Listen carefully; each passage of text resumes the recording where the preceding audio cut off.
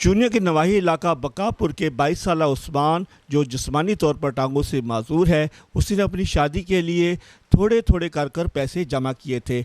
बदकिस्मती से ये माजूर नौजवान नौसरबाजों के हत्थे चढ़ गया। उस्मान नामी लड़के का रिश्ता शोरकोट की 19 साला लड़की साइमा से तय पाया था और लड़की वालों ने दूल्हे से जेवर और कपड़ों की मद में 3 लाख रुपए बटोर लिए थे।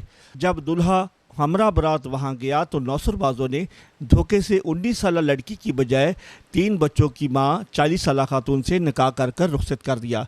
जब दूल्हे ने घर आकर दुल्हन का घूंघट उठाया तो 19 साला लड़की की बजाय 3 बच्चों की मां को देखकर हैरान और परेशान हो गया। इस कुड़ी ने मेरी मंगनी हुई है, मैं कल बारात गया वहाँ, उत्थे जाके मेरे तो निकाह पढ़ाया तो कहते हैं मैं घर आ तो दुल्हन वेखी माई निकली विचों ते 3 साल 3 बच्चे ने उनके कोल 3 लाख रुपया मैं दे चुका वहाँ ते मेरे इंसाफ मिल जाए, पैसे मेरे वापस हो जान।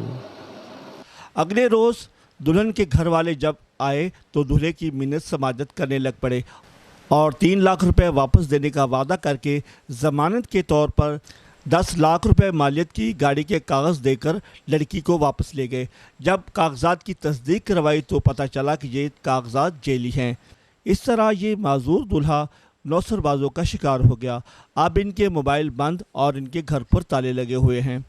दूल्हा और अहले खाना धोखाधड़ी पर गम से निढाल और सरापा एहतजाज हैं। डीपीओ कसूर इमरान किश्वर से इंसाफ की अपील करते हुए मुतालबा किया है कि नौसरबाजों को गिरफ्तार करके हमारी रकम वापस दिलवाई जाए।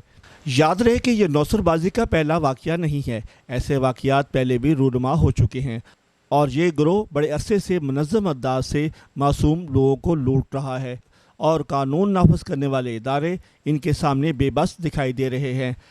अवामी समाजी हलकों की जानिब से ये मुतालबा किया जा रहा है कि ऐसे धोखाधड़ी करने वाले अफराद को फौरी गिरफ्तार करके मासूम लोगों को लुटने से बचाया जाए।